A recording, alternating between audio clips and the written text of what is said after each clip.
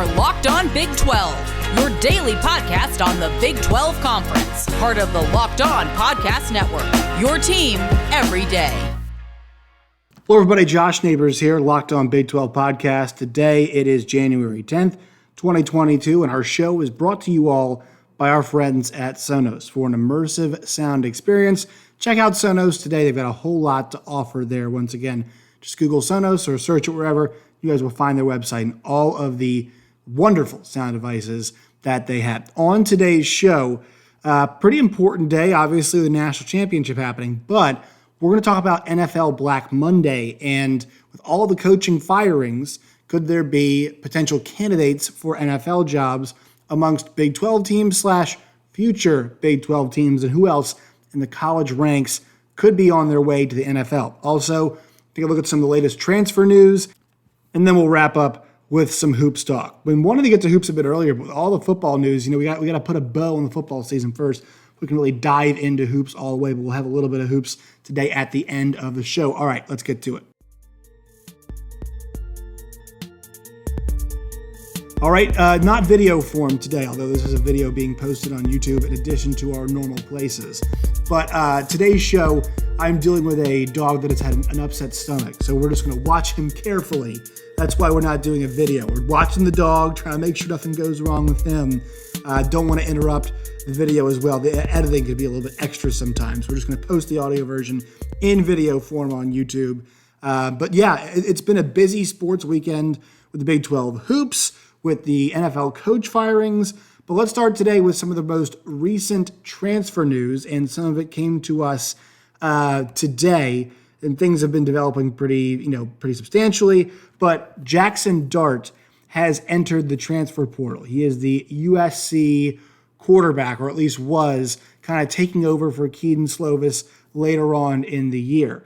This also came off the heels of an earlier announcement today. This was about an hour ago. West Virginia posted this at 1:02 p.m. announcing that Graham Harrell was going to be their offensive coordinator. Now, Brett McMurphy had also said this as well, but that was followed up just after that by the news that Jaxson Dart will be transferring. The consensus here, the idea here, is that coming down the line, this kind of clears the runway, if you will, for Caleb Williams to end up at USC. And so I actually saw a tweet today that I had responded to from Parker Thune, and he said, not sure Sooners fans will ever hate anybody the way they hate Lincoln Riley, but there will be some strong distaste for 13, it's Caleb Williams, if this ends the way it looks like it's going to end. Now, he didn't comment on whether that was going to be fair or unfair, the distaste or dislike, and Parker does a good job. He covers football and basketball for 24/7 Sports and also Sports Talk 1400 and 94/7 The Ref. He wasn't saying that it was going to be deserved criticism, but I have a tough time seeing it that way. I think if you're going to be angry and upset, you should be angry and upset with Lincoln Riley and with the way that he left. And for me, the part that was frustrating was I wouldn't be happy about was I'm not going to be the next head coach at LSU. It's like, well, I wasn't lying, but the whole premise, everybody being upset, is he's leaving, right? It's not really about where he was going. It is in some respects, but really it's, they say, I'm not going to LSU. I'm going to USC, actually. That's the part I think really frustrated everybody with the way that it happened and threw things, for at least Oklahoma, for a loop for a bit. Now, I think they're in a good spot in the future with Brent Venables and right now Jeff Lebby and the way they've really rebuilt that class and whatnot. But the thing we were waiting on was Caleb Williams. We saw him hit the portal, and now we have this piece of news with Jaxson Dart and also Graham Harrell as well. Graham Harrell first going to West Virginia does not mean Jaxson Dart is going to West Virginia, but that is the situation right now. It looks like Caleb Williams could be going. And look, the Caleb Williams part of this too, the Lincoln Riley thing I get, but Caleb, he committed to play for Lincoln Riley at Oklahoma, and as much as we'd like to believe that somebody's committing to a school and not a coach, and some kids do, some kids it's both, some kids could be one or the other, there is some wiggle room in that regard, but for him to commit to a coach, have that coach leave, he stuck it out for the short term, he played the bowl game, He stuck with his teammates. He was in practice. He was coached up that week, and by all accounts, weeks, I should say, coached pretty hard as well and played a great game. But after it was over, he listened to I'm sure during it too, listened to what the new coach and the coaching staff had to say to him, and ultimately decided to enter the transfer portal, and now is probably going to ultimately decide to rejoin the guy that he originally committed to playing for. I think that makes a lot of sense. I think nobody should be upset with that. Obviously, it's tough to see a player of that caliber leave your school. It's going to be upsetting, but you can't be too mad at the kid for going and finding a good situation in the end of the day. And also, look, hey, Caleb Williams left, but Dylan Gabriel's coming in. That's a pretty decent hire if you are the likes of Oklahoma, or decent hire, I'd say, decent get if you're Oklahoma. And so you can't be too upset about the situation as a whole. You're losing a great player, yes, but still, you're managing to find one of the best transfer quarterbacks on the market, and all things considered, you should be okay moving forward. Now, I know that doesn't make the sting any less. I know that's still there, but there is some solace in that. So it sounds like, off the top here, the news is things are getting cleared up for him to land at USC. Not official just yet, with Dart in the portal. Could be very likely. Also, something to mention here, a couple things to mention, I should say. Casey Thompson is committing to Nebraska, which I thought was a very interesting choice by Casey. This was somebody that we thought would maybe be in the mix at Oklahoma, but that was not the case. So he ends up deciding to go to Nebraska. Ironically enough, Nebraska is going to send over their quarterback, not to Texas, but still to a Big 12 school. So Martinez goes to Kansas State. Thompson goes to Nebraska. I think Casey's a really good player. I think there were better situations out there than Nebraska. I'll be pretty honest about that. I think there are some places where it's a little bit easier to win. Now, he's going to play at Nebraska. I believe that is definitely going to be the situation there for him. But yeah, I think this is an interesting choice. We'll see how it plays out. But Scott Frost needs to make something happen next year. He is squarely on the hot seat, and so he gets a player in Casey Thompson he's hoping can make some moves for him. Winston Wright from West Virginia, the wide receiver, is going to Florida State. That's a great get for FSU. He is a very strong weapon. Also a Savannah, Georgia native, so that's going to allow him to go closer to home. But wasn't a guy who was super highly recruited, Winston Wright. And so for him to have a nice season that he had, and also, really good special teams player as well, for him to have that kind of season and to be able now to look ahead to his future and go to FSU, you're glad for him. But for West Virginia, such a crushing loss. And they're having to replace a whole lot in the offensive side of things. Let's see what Graham Harrell and Neil Brown can kind of do in that regard. I think they'll hit the portal, but the quarterback situation is yet to be seen. Running back, we'll see what they do there. Hopefully their offensive line can get some stability too, because that's been a group. We talked about it on Friday with Mike Gazaza. They've had some challenges. So Winston Wright leaving for Florida State, from West Virginia, is a big piece of news also. All right, quick break. When we come back, let's hit on some of the Black Monday firings that we have seen across the league right now in the NFL, whether or not they could affect college football. But first, a quick word from our sponsors. Today's show is brought to you by Built Bar. You guys can go to Built.com today. That's Built.com. And when you enter the promo code LOCKED15, LOCKED15, LOCKED15, you get 15% off your next purchase. They've got plenty of delicious flavors available. They've got coconut almond, peanut butter brownie, raspberry, cookies and cream, salted caramel, mint brownie as well, and many more. They're constantly adding new flavors. Once again, promo code LOCKED15, LOCKED15, LOCKED15 for 15% off at Built.com today.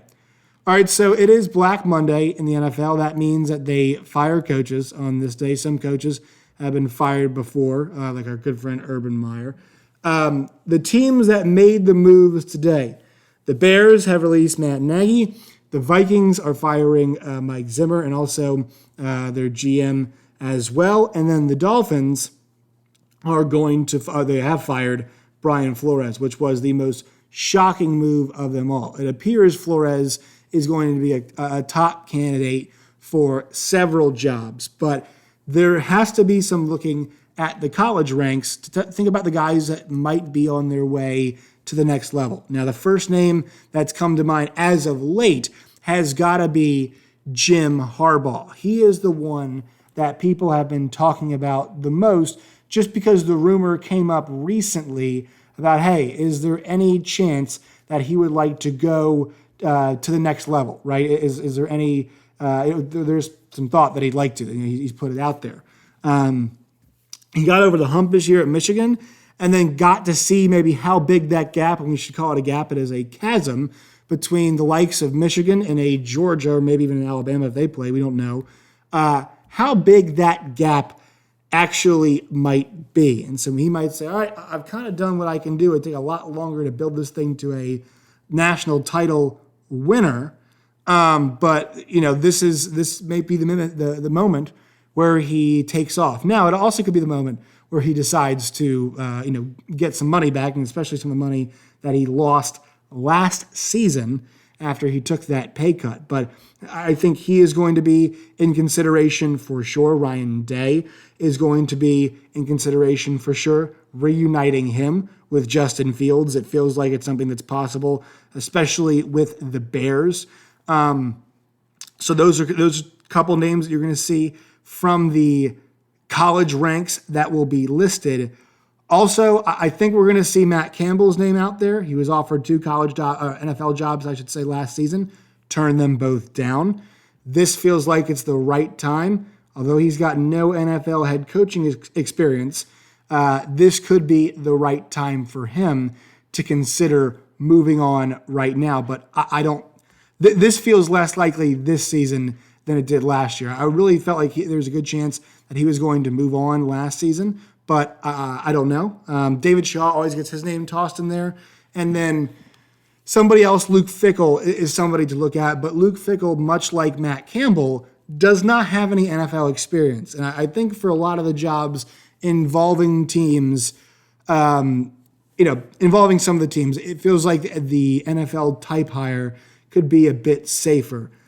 Minnesota, that's a situation where I think they felt like the NFL type hire worked for them at times. It didn't. I mean, I felt like they were a dark horse candidate to be in the playoffs, or people said Super Bowl dark horse candidate for a long time, and things just didn't work out for them. So maybe a different kind of coach from the same part of the country might be in order for them. Would it be a Ryan Day? Although it feels like the NFL is going to be that direction. Would it be a Jim Harbaugh? Could it be a Luke Fickell? Could it be a Matt Campbell? Could it be a David Shaw? Right, somebody from the college ranks. Could it be one of those guys? I don't know. Also, it still kind of feels like Joe Brady is a bit of a college guy. I don't know if he gets any NFL looks, but it wouldn't be out of the realm of possibility. I mean, we saw what happened with Joe Brady. We saw what happened with Cliff Kingsbury. Cliff Kingsbury was fired with his job at Texas Tech, and then he, ultimately moves on and goes to the Arizona Cardinals. And there's some questions about how good of a job he's doing right now and whether or not the Cardinals could take the next step with the talented roster they have if they had a different coach. But still, they're winning a lot of football games there in Arizona right now. So, those are the considerations, and he is more of a laid-back guy. I think the one prototype of NFL coach that we know that we're not going to see is the authoritarian college coach, because that does not translate. Chip Kelly had a little bit of success, but not enough to justify it. Nick Saban, not success. Urban Meyer, complete abject disaster. Matt Rule, having a tough time right now. Cliff, a little bit better, but somebody with kind of the more, there's still some questions there, and he's got the offensive mind I think people are gunning for right now. And those things can work, but there's just a question of how long they can work. But I feel like the authoritarian thing is something we have to consider, because the authoritarian model is just time and time again, it's not working. And part of being an NFL coach, as we've come to see, is managing personalities and how you do it. And there is a tightrope you have to walk. And look, these guys are professionals. They're not, they're not recruiting nicely enough for you as a coach. You don't have to go out and recruit these kids, but also you got to treat them like professionals. And some of them make more money than you. And that is a huge factor in coaching. And that was something that I feel like guys like Saban, guys like Urban, guys like Chip Kelly had a difficult time grasping. Matt Rule seems to be liked by his players. He's always been pretty honest, and that's something that is there. He's got to turn that thing around, turn it around fast. But he's going to remain in the NFL ranks for right now. So, how are the more player-friendly college coaches? Because those guys get along in the NFL. But there's plenty of job openings. We saw Denver's opened up on Sunday. There are some questions about, are any of the other ones going to open up, right? There's a question about Rich Bisaccia in Las Vegas. Okay, do you feel like Rich has done a good enough job to keep the job? I think he has, but do you want to use crisis management for Bisaccia as a justification for hiring him for the future, right? When you're hopefully not in crisis mode as much anymore. Could Vegas be a spot for a college coach? I don't, that'd be interesting. I think you'd probably want somebody with a bit more NFL experience, but I think at this point in time, it feels like Bisaccia is going to end up getting that job. So there's a variety of directions, but I think some of these teams should still call Matt Campbell. I think some of these teams should still call, Ryan Day, I think, is definitely going to at least have the conversation with the Bears. We'll see what happens with Harbaugh. Had a lot of success, close in a Super Bowl against his brother a few years back. I was surprised the Giants did not make a move. Now, whether that's a location for a college coach right now, that remains to be seen. But look, the two NFL teams did offer Matt Campbell last year, so it's not off the table, right? Not off the table. It feels like the hot name right now is going to be Ryan Day, and because of Harbaugh's interest, he'll be right up there at number 2. But Bears and Day feels like it's got the most smoke. Harbaugh to a variety of locations. I think Bears got the first link just because it's the geographical kind of location is number 2. But you got to think, hey, an offer was made beforehand by two schools, or by two clubs, I should say, to Matt Campbell, and he turned 2 down.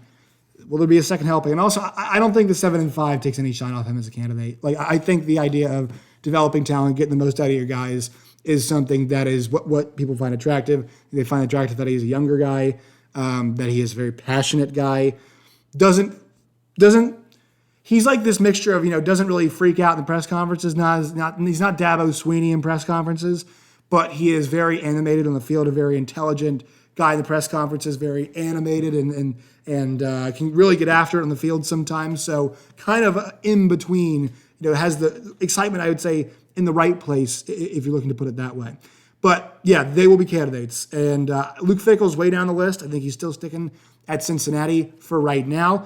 I think the more likely scenario out of all of this is that a college job opens up and Matt Campbell and Luke Fickell become 2 of the main candidates for jobs, because if it's Michigan, if it's Ohio State, I think Ohio State's going to call Luke Fickell. If it's Michigan, I think Michigan's going to call both Luke Fickell and Matt Campbell. I think both of those guys are going to get some rub, going to get some consideration, going to get some thought for those positions. That's something to watch as we move forward here into the coming weeks, I should say.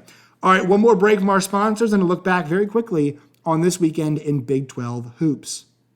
Today's Locked On Big 12 podcast is brought to you by our friends from Get Upside. We all know paying at the pump right now is not a very fun experience, but Get Upside will help you save today. You can get up to 25 cents off per gallon right now. Download the Get Upside app, use the promo code SCORE, SCORE, SCORE, and you can get an extra 25 cents, up to 50 cents cash back on your first time at the pump after you download the app and use the promo code SCORE. Then after that, you can get up to 25 cents off per gallon. You can just cash out anytime to your bank account, PayPal, or an e-gift card for Amazon or other brands.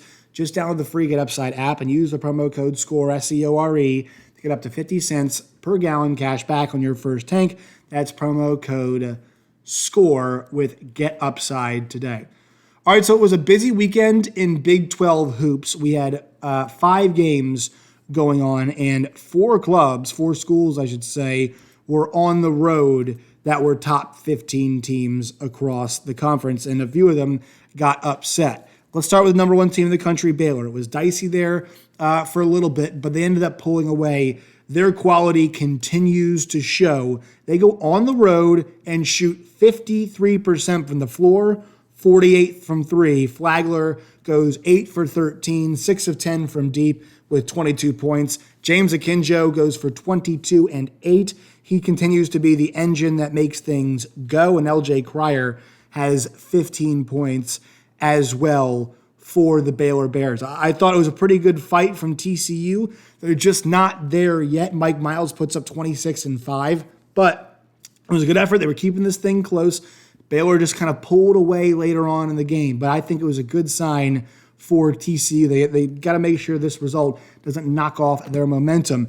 Texas Tech 75, Kansas 67. The Jayhawks take their first loss in Big 12 play, and it's their first loss since their loss to Dayton earlier in the season. What was the key in this game? Well, I thought Texas Tech did a great job on defense. They did a really good job of, I thought, on the perimeter. At least in this game, 10 for 26 from 3 were the Jayhawks from deep. And also they had 17 turnovers, and it felt like Texas Tech did a good job of cashing in off of those turnovers in many spots. Bryson Williams, the senior, has one of his best games as a Texas Tech Red Raider with 22 points on 9 of 13 shooting to go with 8 rebounds and 3 assists. He was really the one that led the way, and Texas Tech goes 4 for 16 from deep, but they shoot 51% from the floor in this game, and the thing that's got to be figured out for Kansas moving forward is things in the interior. But Mark Adams kind of picking up right where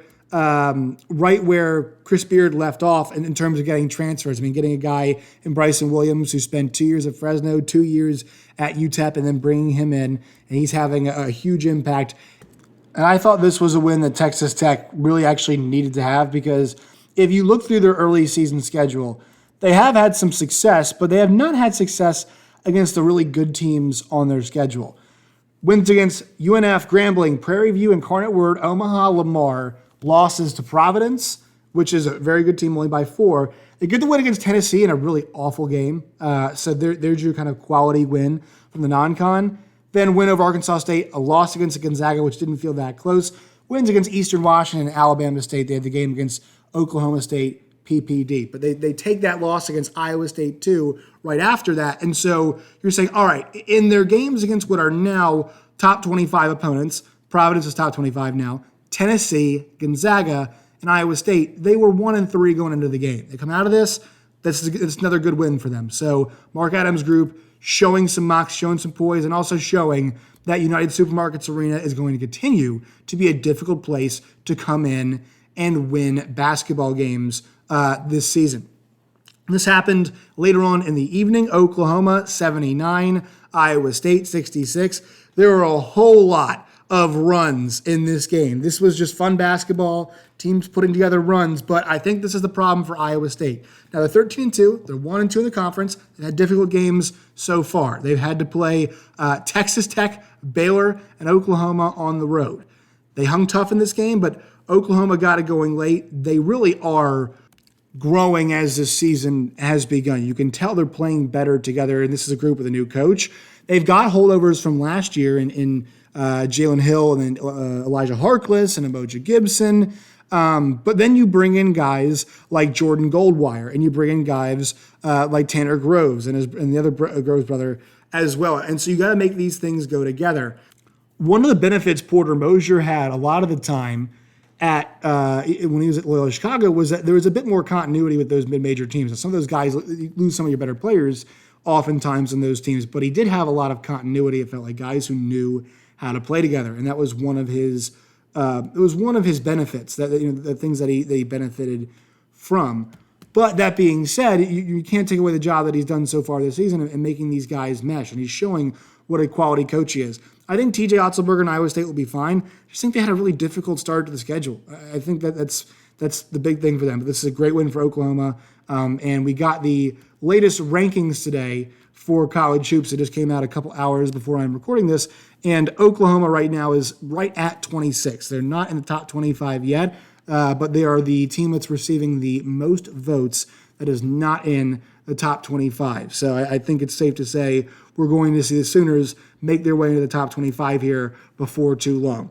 Oklahoma State gets a really good win at home against Texas, 64-51. Their defense is on point. Texas didn't shoot the ball particularly well, though. in this game. And I'm just really happy for Mike Boyden and his team because they needed this. Things have been up and down with them, especially dealing with the situation of dealing with the NCAA. So to get a 13-point win at Texas against a top 15 team at home, I'm glad for them. Texas clearly still so much to work on, getting a group of that many guys to back together to work. And then West Virginia rallies past Kansas State 71-68. Now, Kansas State's 0-3 in the conference, but they've showed a lot so far, in my opinion. They just don't have a whole lot of depth. Sean McNeil gets red hot in this game, goes for 26 points. He helped them with that comeback, but they were down 13 at the half, and I think it was close to 20 at one point. I think it was in this game, but for them to rally in the way they did, significant for West Virginia. This team kind of asleep at the wheel at home and then got it going. And a big thing that West Virginia did in this game was getting to the foul line, making their free throws. They shot 17 free throws. Kansas State only shot 7. That's also one thing that Oklahoma did a great job of against Iowa State. It's not a great percentage for them from the floor, but they were able to get the line, convert there. Taz Sherman has an okay night of 5 of 13 shooting, but Sean McNeil was a real star. 26 points for him. West Virginia gets 12-2, 1-1 in conference. Kansas State's decent, though. I know they're 0-3 in conference, but they played at OU, Texas, and then at West Virginia. I think it's still a very good basketball team. I really do. They had some close calls this year. They had played a really good game against Arkansas, I thought. A good game against Illinois, I thought. They beat Wichita on the road. Marquette, they came so close to beating when they were at home. Had a really close loss, narrow loss against Oklahoma. The game against Texas, ends up not being too competitive late, and this game was competitive late. It kind of blew the big lead. This team is growing and getting better. There's no doubt that Kansas State is much better position than they were last year because it was rough for them at the end of the season. All right, make sure you follow us on Twitter, or all season, I should say. Make sure you follow us on Twitter at LOBig12. You can follow me at JoshNeighbors_. Till next time, my friends, as always, stay safe.